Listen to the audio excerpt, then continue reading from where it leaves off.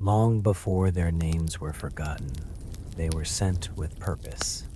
Not alone, not without guidance, but without certainty of what they would find. If you enjoy calm stories from Middle-earth, you can stay a while. And if you'd like more like this, you can follow the channel. Now, the story begins.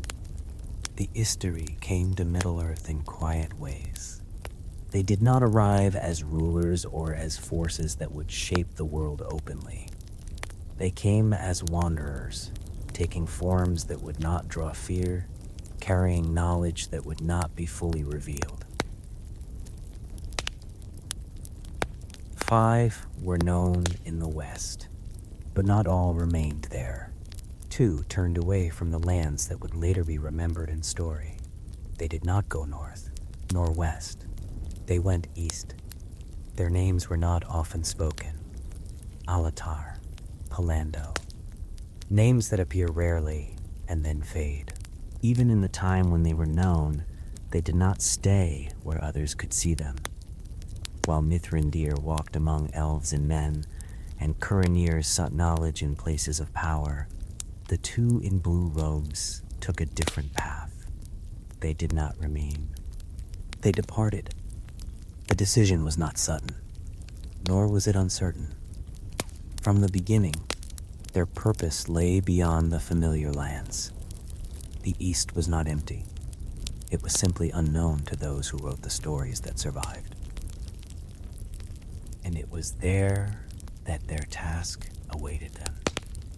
They traveled without haste, not because the journey was easy, but because it could not be rushed. The lands they crossed were wide, changing slowly from what they had known into something less familiar. The roads became less clear, the paths less certain, settlements fewer and farther apart. In the beginning, there were still traces of the West, languages that could be understood, customs that felt familiar, but these faded as they moved further on. What lay ahead was not mapped in the same way. It did not follow the patterns of the lands behind them, and so they adapted. Not by force, but by presence. They did not announce who they were. They did not gather followers. They did not build places that would mark their passing. They walked. And as they walked, they observed. The East held many peoples, not united, not in conflict, simply existing in ways that had grown apart from the histories of the West. Villages that did not know of Gondor. Cities that had never heard the names of the elves. Paths that did not connect to any road that would be remembered later. And within these lands, there were already signs of something else. Not open darkness, not yet, but influence. The kind that does not begin with force. The kind that grows slowly, taking root where it is not noticed. The Blue Wizards did not confront it directly. They did not seek it out in open ways. They understood something that others did not always follow, that not all battles are meant to be seen. Some are fought in smaller ways, in quiet moments, in places where no one records what has happened.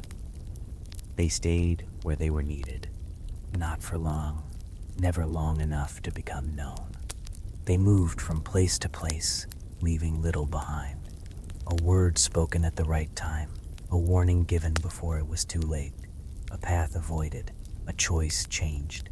Small things. But small things, repeated over time, become something more. The East did not change quickly, but it did not remain untouched.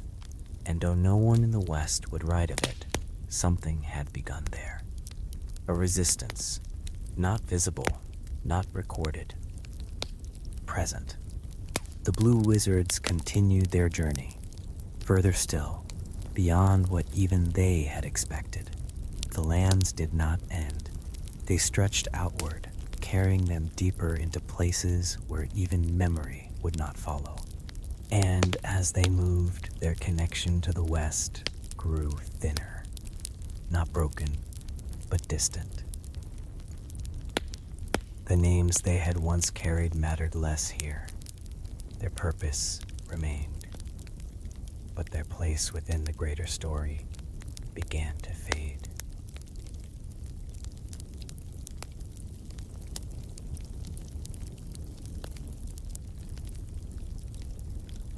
They became part of the lands they walked, unseen, unrecorded, and yet not without meaning. Because far from where the great events of Middle-earth would later unfold, they were already at work. The further east they traveled, the less the world resembled what they had left behind. The change did not come suddenly. It unfolded in small ways at first. A difference in how roads were used, a shift in the shape of settlements, the sound of language, familiar in tone, but no longer fully understood. Then, slowly, even those traces disappeared. The land opened into wider spaces. The sky seemed larger here, not because it was different, but because there was less to contain it. Villages stood apart from one another, often separated by distance rather than connected by roads. Some were built from wood that had weathered for many seasons, others from stone that had been shaped without pattern, only necessity. Life continued, but it was not arranged in the same way. The blue wizards moved through these lands without drawing notice. Their robes, though once distinct, no longer stood out. Dust settled over them. Color faded with time and travel. What had marked them before now blended into the world around them. This was not a loss. It allowed them to remain.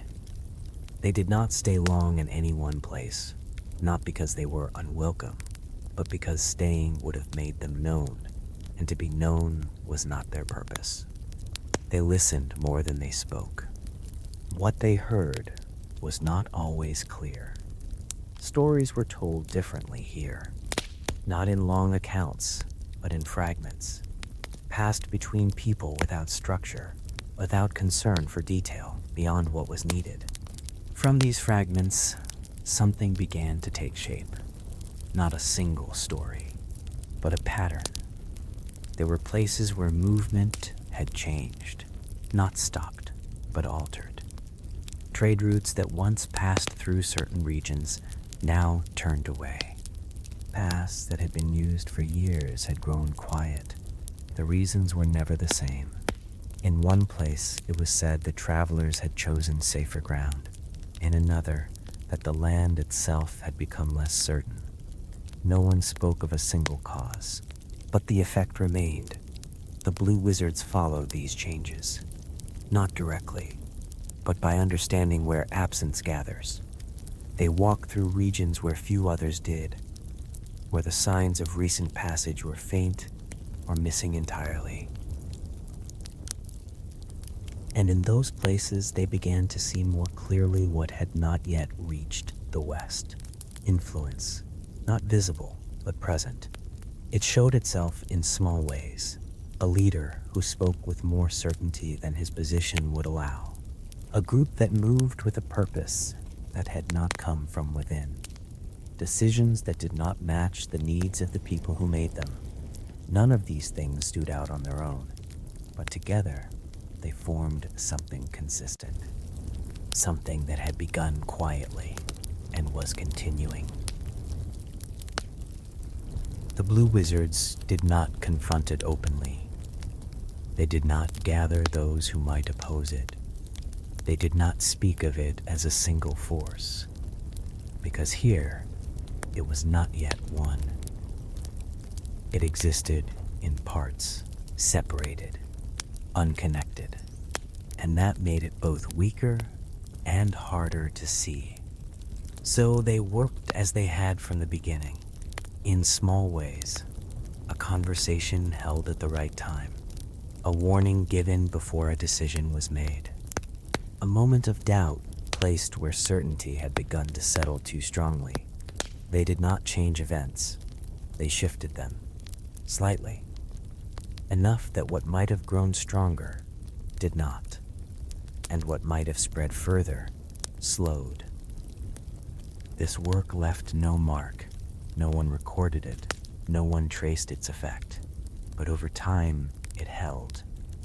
Not everywhere, not completely, but enough. The lands of the East did not fall into the same darkness that had once spread elsewhere. Not in the same way. Not at the same pace.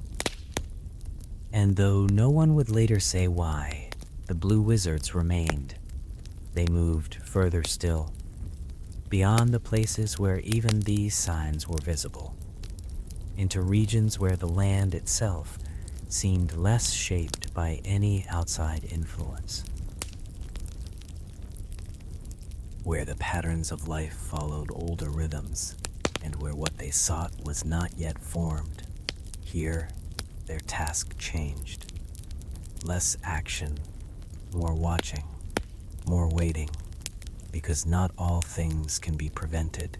Some can only be understood before they take shape. And so, they continued, not toward a destination, but along a path that extended beyond what they had known. And with each step, they moved further from the world that would remember them.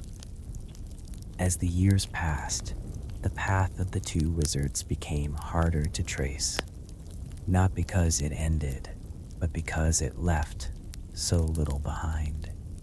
They did not build, they did not remain, they did not shape the land in ways that could be seen from a distance or remembered with certainty. And so, even as they continued their work, they began to disappear from the kind of memory that endures. There were no written accounts of their presence, no names carried forward by those who met them. In some places, they were remembered only as travelers who had passed through once, spoken little, and moved on. In others, not at all. This was not failure. It was the nature of what they had been sent to do. The West would remember what was visible, what could be told as a story. Battles, kings, cities that rose and fell. But the East did not hold its history in the same way.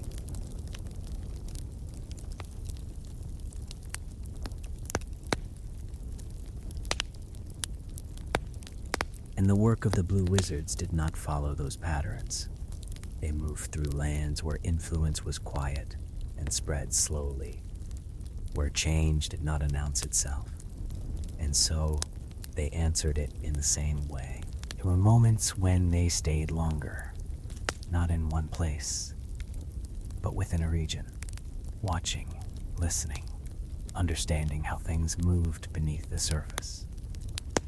They learned the patterns of the people, not to guide them, but to recognize when something did not belong, a shift in tone, a decision that came too easily, a gathering that formed without clear reason.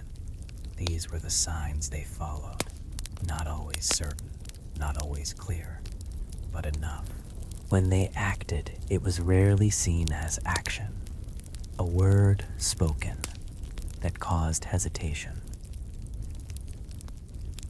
a suggestion that led to delay, a question that remained unanswered, but lingered long enough to change what followed. These were small things, and small things do not carry names. They do not leave records, but they remain in the shape of what does not happen. Over time, this became their way, not confronting, not opposing, but preventing. The East did not fall into open shadow during those years, not fully, not in the way it might have. And though no one would later mark this as their work, It was not without effect. Still, this way of moving carried a cost.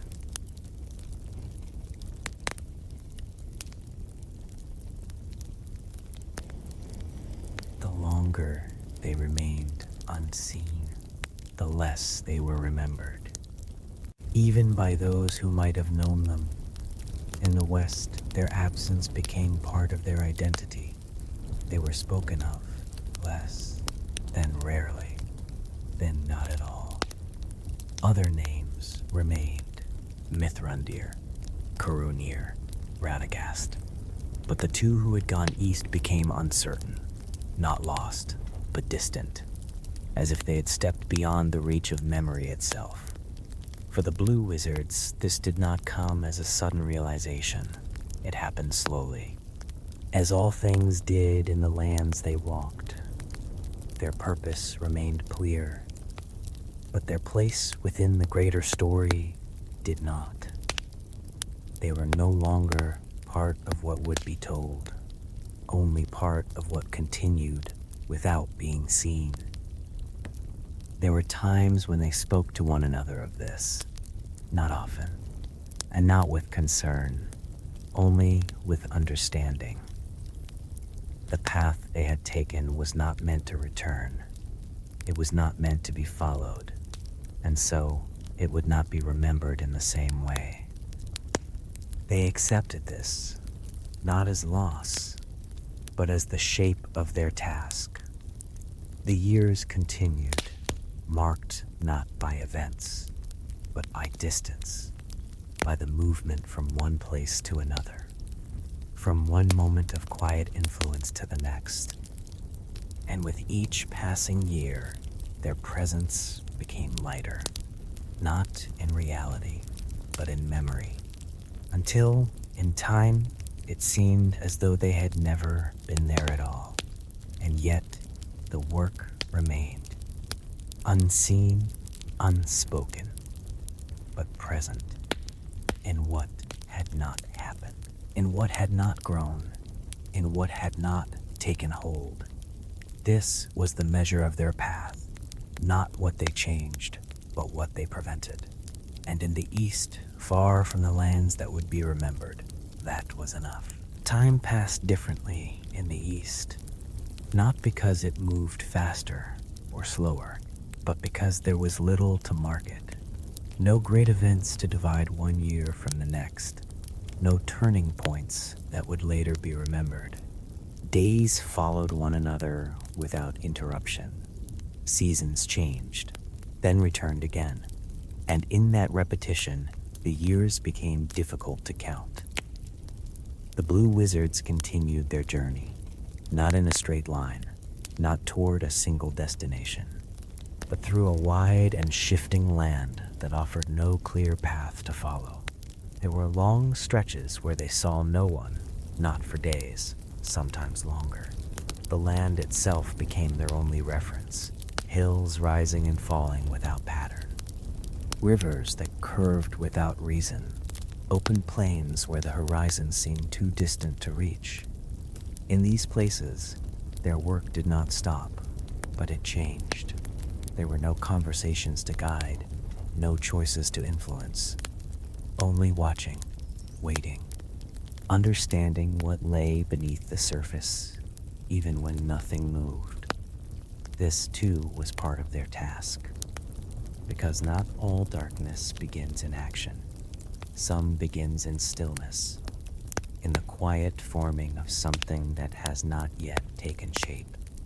They learned to recognize this, not by signs that could be named, but by feeling, a place where something seemed unsettled, not visible, not present, but possible. And in those places, they remained longer, not acting, only observing, allowing time to reveal what it would. When they did move on, it was without leaving anything behind. No mark, no sign, only the absence of what might have been. Years passed in this way. The distance between them and the West grew not only in land, memory. The names they had once carried were no longer used, not even between themselves. There was no need. They did not meet others who would recognize them. And so, the names faded. Not forgotten, but set aside.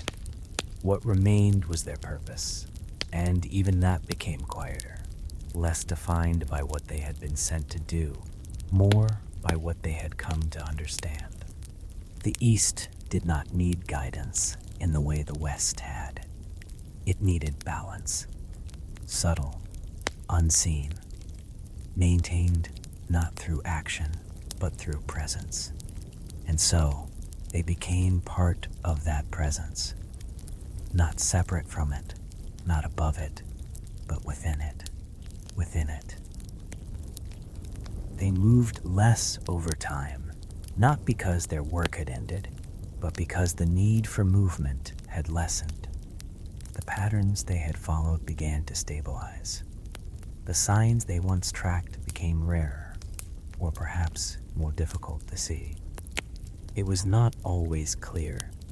There were moments when they wondered, not in doubt, but in quiet thought, whether their presence was still required in the same way.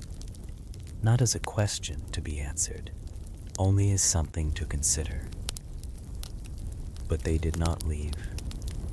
The path they had taken did not lead back, and there was no reason to return. The world behind them had continued without them for many years. It no longer needed what they had once been part of, and the world before them remained unchanged in its distance. And so they stayed. Time continued, not marked, not divided, only passing, until even the sense of how long they had been there became unclear. The land remained. The sky remained. Their presence remained, and within that quiet continuation, something settled fully. Not an ending, not a conclusion, but a state, a way of being that no longer looked for change, only maintained what was already in place. And far from the stories that would later be told, the Blue Wizards endured. There are things that can be measured, and there are things that cannot. The work of the Blue Wizards belonged to the second. No records marked where they had been. No accounts described what they had done. There were no places that could be pointed to and named as the result of their presence. And yet, the question remained, what had changed because they were there? It was not something that could be answered directly, not in the way that stories are usually told. There were no clear moments, no events that began one way and ended another because of their action. Only the absence of what might have been. In the lands they walked, they were places where influence had begun to gather, quietly, without drawing attention. It did not take the form of armies or open power. It moved through decisions, through small shifts in how people acted and spoke. Left alone, such things can grow, slowly, but steadily. Over time, they become something more, something harder to change, something that begins to shape the land around it. The Blue Wizards did not allow this to happen in the same way. Not everywhere, not completely, but enough. In certain places, the change did not take hold. In others, it slowed. In some, it seemed to disappear entirely, though no one could say why. Those who lived there did not see a difference. They had nothing to compare it to. Life continued as it always had. Choices were made. Paths were followed. Nothing stood out as unusual. And that was the result. Because when something is prevented early enough, it leaves no trace. There is nothing to mark where it would have been. Nothing to show what was avoided. Only the continuation of what already existed. This is difficult to recognize. even more difficult to remember, but it is not without meaning. The East did not fall into complete darkness during those years. Not in the way it might have. Not in the way that other lands had once faced. There were no great dominions rising in shadow. No single force that gathered all others beneath it. The influence that had begun remained scattered, unformed, unable to become what it might have been. This was not chance, but it also was not something that could be clearly seen. The Blue Wizards did not stand at the center of these changes. They did not guide events in ways that would be noticed. They only shifted them, slightly, at the right time, and then moved on. Over many years, those small shifts added together, not in one place, but across many. And because of that, the shape of the East remained different, less unified, less controlled, more open. Not free from struggle, but not overcome by it. This may have been their purpose from the beginning, not to defeat what would come, but to prevent it from becoming too strong, to keep it from reaching a point where it could no longer be changed. If this was their task, then it was never meant to be seen, only completed, quietly, without recognition. And so, the answer to what they changed remains uncertain. Not because nothing happened, but because what happened did not leave a clear mark. It exists only in possibility, in what did not take place, in what did not grow, in what remains smaller than it might have become. This kind of change does not remain in memory. It cannot be told in the same way as other stories, but it is no less real. And far from the lands where history was written and remembered, it may have shaped more than anyone would ever know. Over time, the absence of their names became complete. Not sudden, not deliberate. It happened in the same way as everything else in their story, slowly, without drawing attention. In the West, where memory was held in records and in speech, the focus remained on what could be seen and told. The deeds of those who stayed were carried forward. Their actions had shape. Their paths could be followed. The two who went east did not leave such paths behind, and so they became harder to speak of. At first, they were mentioned less often, not because they were unimportant, but because there was little to add.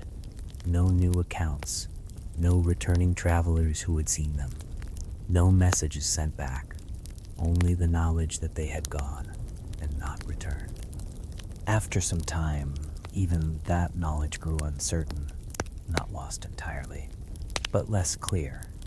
Their names were still remembered in places where such things were kept, in old records, in passing references that no longer held detail. But beyond those places, they faded.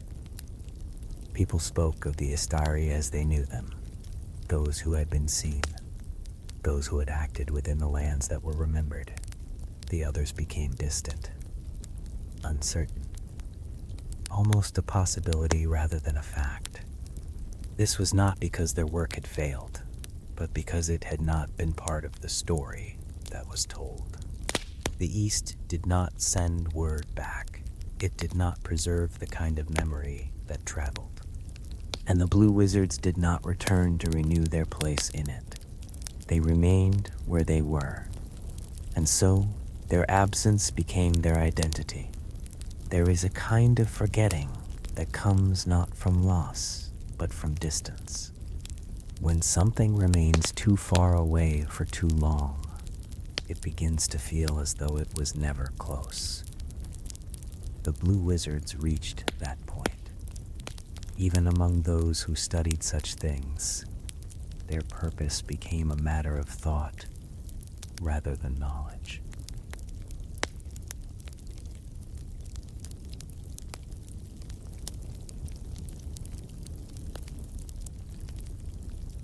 Why had they gone east?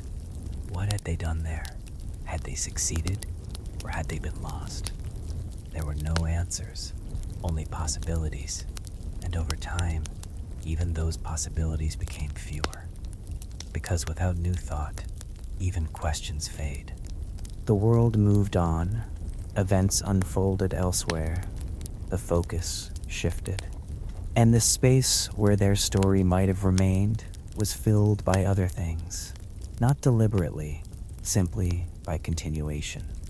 This is how forgetting often happens, not through erasure, but through replacement. The Blue Wizards were not removed from memory. They were set aside, left in a place where nothing new would bring them forward again. And so they remained there, unchanged, unspoken, but not entirely gone. Because somewhere far to the east, beyond the lands that were remembered, they still walked. Their presence did not depend on being known. Their work did not require recognition. It continued as it always had, quietly, without record, and without return. This is why they were forgotten. Not because they were lost, but because they did not come back. And what does not return is rarely held in memory for long. Some stories come to a clear end. They move toward a moment that can be named, remembered, and told again in the same way. Others do not. They continue beyond the point where they are spoken of. They remain, but without a conclusion that can be held. The story of the two Blue Wizards is one of these. There is no record of their return, no final meeting, no place where their path is seen to end. They went east, and they remained. What followed was not written in the same way as other events of Middle-earth. It was not carried back by those who witnessed it. It was not shaped into something that could be easily told. It continued quietly, far from the lands where stories are remembered. And because of that, it never truly closes. Even as time passed and the world in the West changed, their path did not return to it. The events that would later define the age did not include them directly. The fall of great powers, the ending of long struggles, the departure of those whose time had come. All of these were recorded. The two who had gone east were not part of those endings. They remained outside of them, not because they were separate, but because their work had never been part of what would be seen. If they continued, then their task continued with them. If they remained, then what they had been sent to do had not yet reached its end. Or perhaps it had, and what followed was simply the continuation of a presence no longer tied to purpose. There is no way to know. And that uncertainty is what remains, not a question waiting to be answered, but a space that does not need to be filled. Because not all stories are meant to be complete. Some exist only in what they suggest, in what they leave open, in what they allow to continue without being defined. The Blue Wizards became part of that kind of story. They did not return to be remembered. They did not leave behind something that could be clearly traced. They moved beyond the reach of certainty and remained there. In the east, the land continued as it always had, changing slowly, holding its own patterns, shaped by forces both seen and unseen. And somewhere within it, the two wizards walked. Not as figures of legend, not as names carried forward, only as presence, quiet, unrecorded, and still. Their story does not end. It simply moves beyond where it can be followed. If this story helped you rest, there are more waiting for you here. You can return to them anytime you need. And if you'd like to stay, you can follow the channel. Good night.